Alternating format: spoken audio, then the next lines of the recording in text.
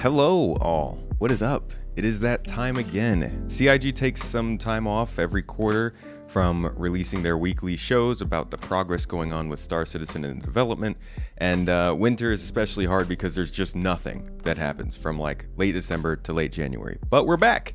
It's another season. We're getting started straight off into the winter, looking at the next update after 3.18, which is pretty nice. So we're going to get some looks at new features, probably some locations we haven't seen before, and we'll see if they've picked up some production on the Derelicts, see what they've done in the new year, and some commentary coming your way from myself. Let's get into it. It's a new year, and like every new year before it, here at CIG, January is a time of planning, of summits, of getting together and looking back at how the plans and activities of last year went to revise and inform the direction and processes of the one ahead. And to do so, all while still working diligently on Alpha 3.18, Star Citizen's biggest patch since 2017. One that will serve as future foundation for the persistent universe's development going forward. And just say it's a busy time in the studios at this moment. 3.18 is pretty good, by the way. I'm loving it. It's a lot of fun. It would be an understatement.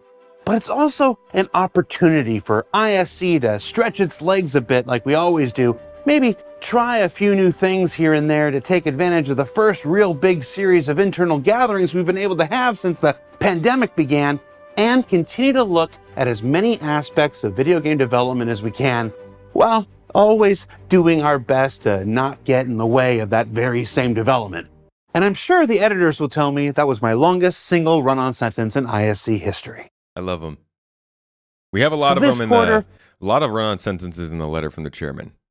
They definitely outdo Jared here, so he's doing okay. We can look forward to seeing a few teams that we haven't seen in a while, meet some that are newly formed for the needs of... If this is the landing zone team, I was just thinking we need an update from them. I hope they talk about more than Lorville, but I think we're just getting Loreville today. This new year, continue to look farther forward than usual with our Journey to 4.0 specials, and of course, continue to look at work currently in progress for the next quarterly release, which is where we're going to start this week. Now, while Alpha 3.18 is still working its way through PTU, let's jump ahead to a little of what's on its way for Alpha 3.19 after that, where during a recent environment team summit here in the UK, we asked visiting members from our Montreal studio to discuss the next evolution of crashed derelicts making their way into the persistent universe, including new variations to existing favorites in multiple stages of decay, and the addition of modular habitation units that will soon allow for the continued creation of new mission locations,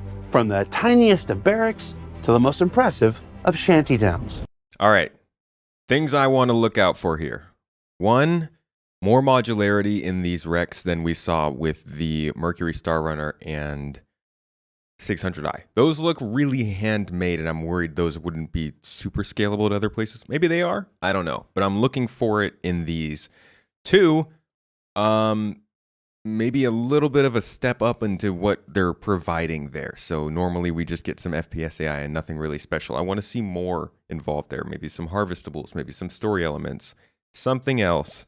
And C, I don't know, wild card.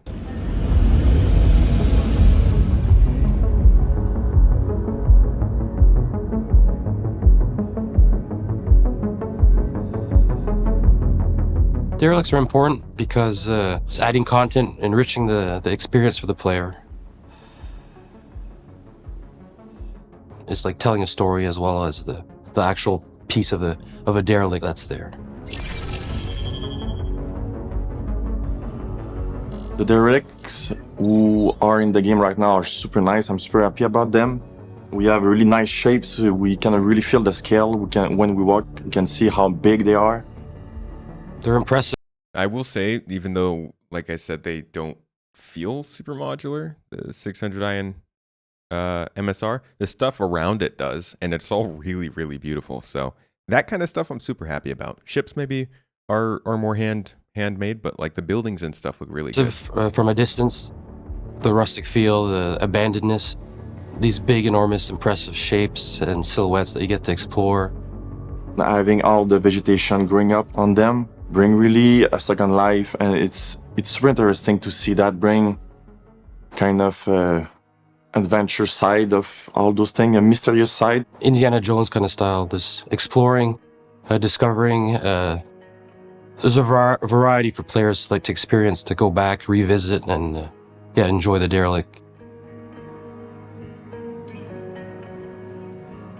I'm trying to figure out if they are trying to showcase anything new here, because it says 319 Derelicts in the bottom right, but I feel like everything we're seeing is stuff that's already in the game.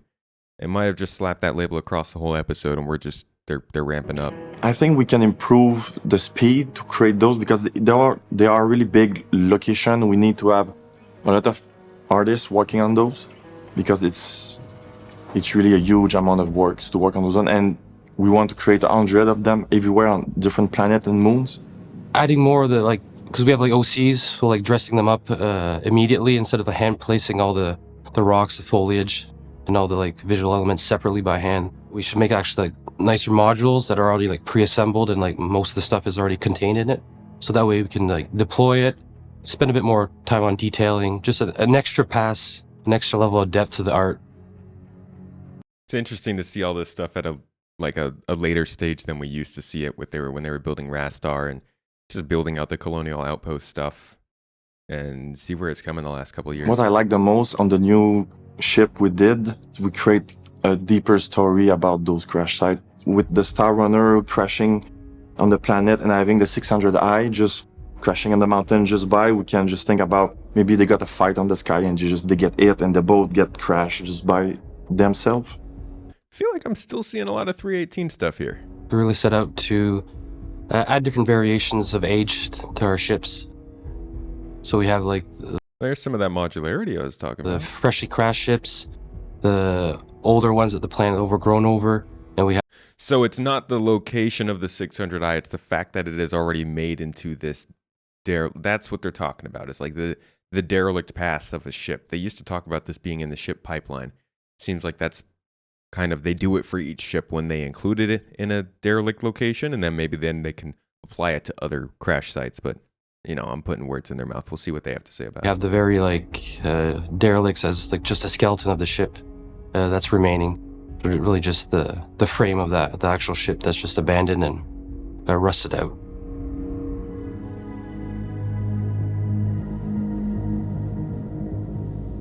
The first ages of the derelict crash site is the fire one. That's mean it's when the ship just crashed, it's still on fire. We still have power in it. We still have sparks. The second age is crash. So that's mean the ship is crashed there, but maybe just a week after that. So no fire, no smoke anymore, no power inside the ship, no sparks.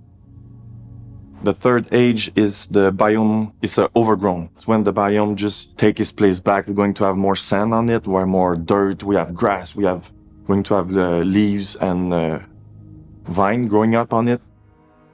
The fourth version is the paint's been worn off. It's been in the sun for an extended period of time. It's scratched up. It's a lot of rust that's been overgrown. It's been scavenged. People have visited the ship, and it's missing pieces, panels. So a lot of wires are hanging. It's been used. It's been harvested basically. So this is, it's interesting to see how they did this with the Reclaimer first. You guys probably remember, I think it was last year around this same time, they started showing off different Reclaimer hulls in different stages. And I guess the Reclaimer must have been the test bed. And now they're kind of proving that out with the team here across the different ships. We're still only seeing a small selection, but it does sound like they're at least thinking of ways to scale it up. And at least over the last year, we've seen them speed up a lot in the production of these derelicts. So we'll have to hear what they have to say about 319 and what's coming with that. And I'm really excited about the derelict habs that we'll be adding to them. Yeah, tell us more about the habs. Can we use them? We're looking at a library of habs to create these little settlements. We create those library because we want to reuse all those hubs on different ship and create the different stories and depth about why that ship is there and who is going to live around. We like that.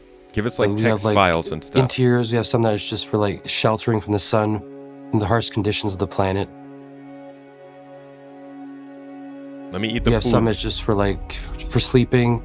Oh, there's some that have like little bars, little setups inside that Nice. people can eat, can meet up. You know what this reminds me of? Holy crap. You guys remember the, gosh, this is like 2017 maybe.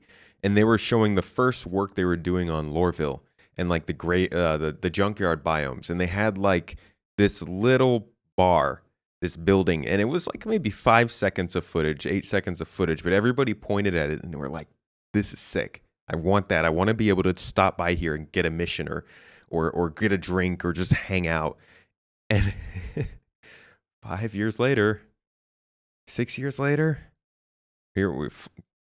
they do make it happen. You know, it takes them a while to make some of this stuff happen, but they do tend to at some point, at least some of the stuff, and it's good to see it. Some other ones are just for like electricity generation. We have solar panels on some of them. Yeah, When now they need to hook people up power resources. find those ships, they kind of salvage them, so they took part and kind of create some kind of habitation because they want to live around those crash sites to be able to protect themselves for the weather. These little mini camps, basically, that people can go and explore. These can be added to the new derelicts, but also to the old ones as well. We made them pretty flexible in terms of look because we can change up the wear and tear on these things, so we can add different ages to them. We can make them look extra rusty, or we can look like pretty much brand new, like they just scavenged the ship and made these little huts out of the panels and stuff. So it's kind of a mix of like they have crashed ships, but in order to scale it out, it seems like they're not making the crashed ships the super modular part. They're allowing them to be aged differently, but it's these like habs and buildings and stuff that's made by honestly kind of generic ship modules. It seems like that's the part that's going to change a lot, at least in these early derelict sites, which, you know, I don't have a problem with if the ships themselves also have variation. It's really about what they're going to fill with these, fill inside of these. So like what kind of AI are coming here? Friendly AI? Are we going to have shops? Are we going to have different kinds of loot? Are we going to be able to get text documents or some kind of lore to make it worth exploring? Because if not, then they're just more of the same. So we'll have to see more of that. The purpose is to have a multi-use, multi-ages, different environments that they can suit into either snow, sand environments, different weather into the jungle. Like it's a multi-purpose habs library that, yeah, it's just increase our speed and everything.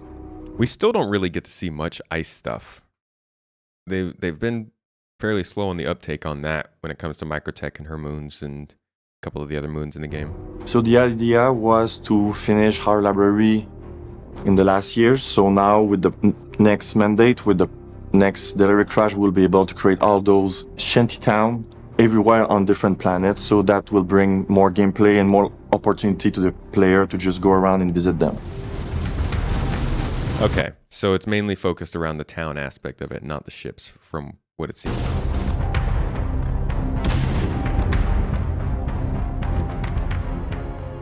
And if there's one constant in game development, that's change. Or in this case, the continuing iteration by a dedicated team to populate the planets and moons of Stanton and Pyro with not only the derelicts and shantytowns that we saw, but our landing zones like Lorville. Now, we first spoke of the upcoming changes to Loreville in a Journey to 4.0 segment at CitizenCon 2952.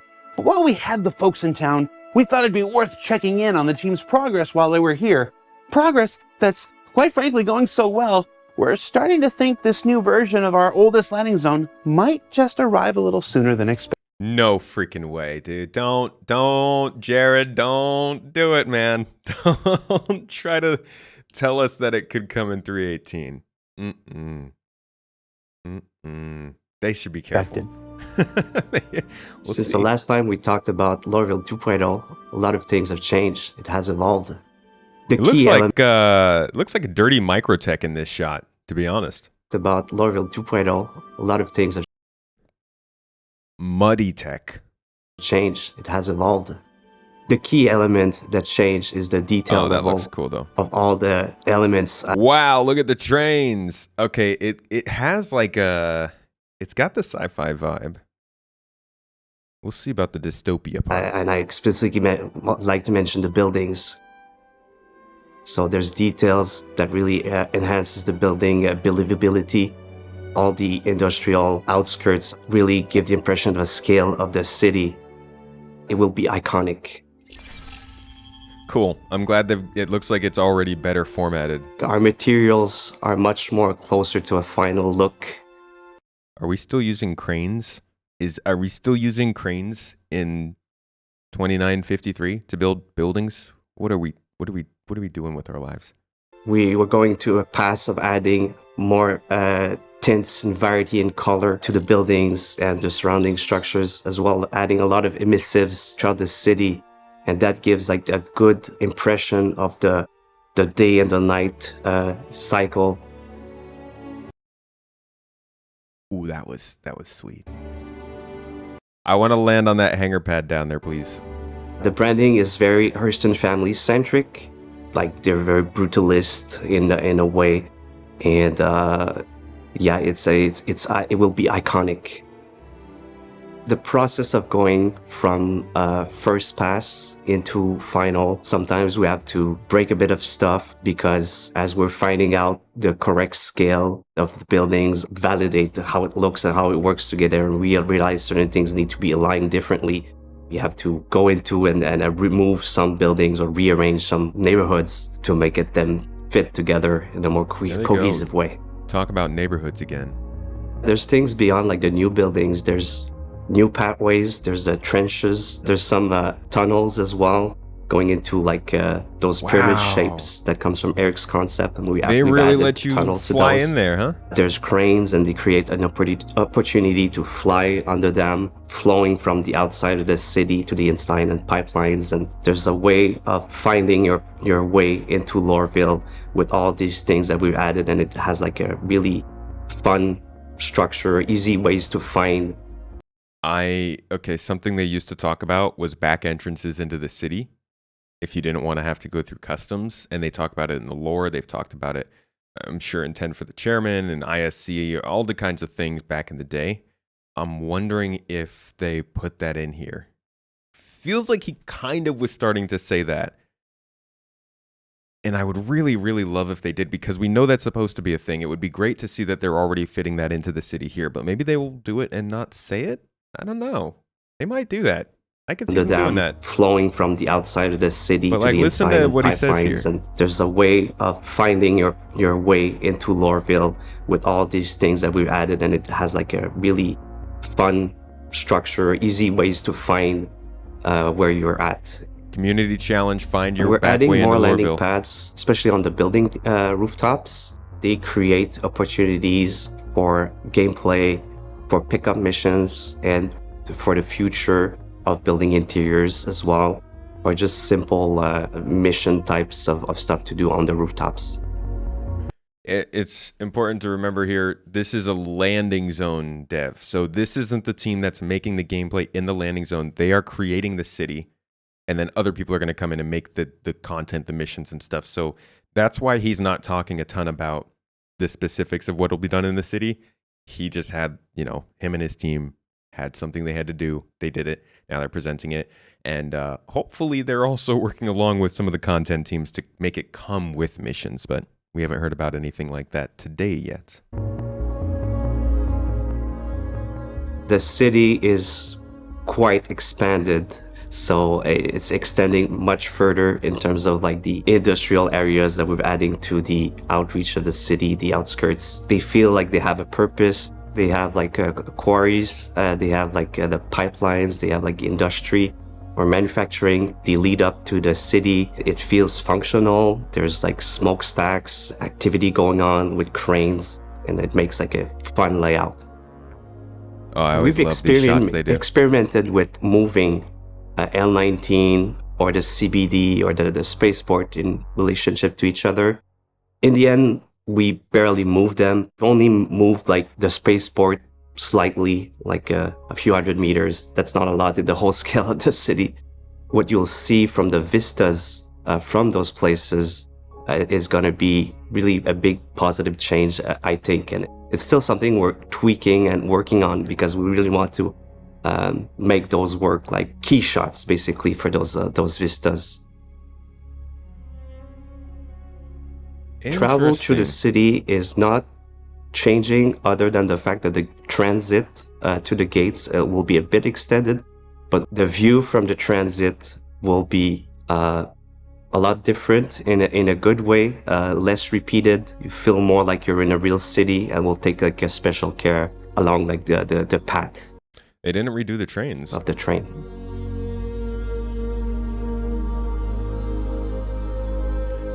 And they didn't show us any close-ups, really. There's still some left. The key to changing Lorville is the opportunity to have like a whole city built to scale, so that we can fly in and there's no zones that are blocked to the player. Different viewpoints throughout the city where we can land, and it's preparing also the ground for the future updates like the Yo, who's working that camera? That's one of the better in-game shots I think I've are ever blocked seen. to the player. Different viewpoints throughout the city where we can land, and it's preparing also Is that even in-game? I feel like the ship would be jerking around too much. the ground for the future updates like the building interiors, because the original buildings in Lorville were much too small to have building interiors in the future. And you're gonna hear more about the building interiors in a few weeks. Okay, so they'll talk about the mission content in a few weeks, I guess. Probably in Star Citizen Live. I still feel like they definitely skipped on showing us any sort of actual FPS, like first-person views of the city, which is weird.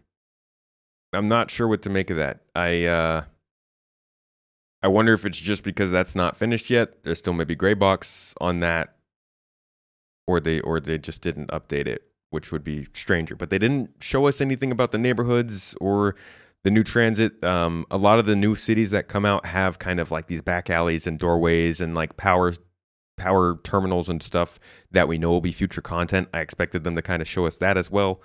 So we'll have to see. Maybe they're keeping some stuff as a surprise. Maybe the city's not getting as big an update as I thought. Or maybe they're just not ready to show it. But let's see what the closing is. So, what did we learn this week? Well, we learned that the crash derelict system is continuing to evolve as more and more locations are added to the standard system in the upcoming Alpha 3.19. That progress on the new Loreville isn't just looking great and coming along fast, it's also in preparation for its own next evolution that includes building interiors, which, as Maxime said, we'll be discussing in just a couple weeks. And overall, this week is a reminder that iteration is at the heart of any game's development, and that while the new and shiny will always get the most attention, it's just as important to continue maturing what's come before to ensure the better after. And as for the right now and Alpha 3.18, well, that's still going through its paces on our public test universe. But you should keep an eye on the robertspaceindustriescom website and socials for when this huge mammer jammer of a patch takes its next big step. And while we're all waiting, stop leaving all those crashed spaceships littered around all the new racetracks. We didn't add persistence just to let you all make messes. Well, Where are the salvagers? some of us might have. Benoit definitely did. Now, don't forget that Lunar New Year is also going on right now on the live servers with contests, paints, envelopes, and roosters galore. So be sure you check that out. For Inside Star Citizen, I'm Jared Huckabee. We'll see you all here next week. All right, so I'll say this much in terms of derelicts. I'm always happy to see more variation in locations. As far as the location update goes, I like that. There's habs, there are beds. You could probably log off there. You can clear it out, use it as a base with persistent entity streaming. You guys could probably take one of these over and hold it for like days or weeks at a time if someone's always there. So that's exciting stuff. It's cool to see more of this coming to the surface of moons and planets. It sounds like 3.19 is going to include a lot. Loreville update, cool. Happy to see improved quality and more stuff coming in, but still waiting to hear more details on that before we get too excited. Either way, this has been the first of many to come for 2023. Hope you stick with me. Catch you guys later. Have a good one.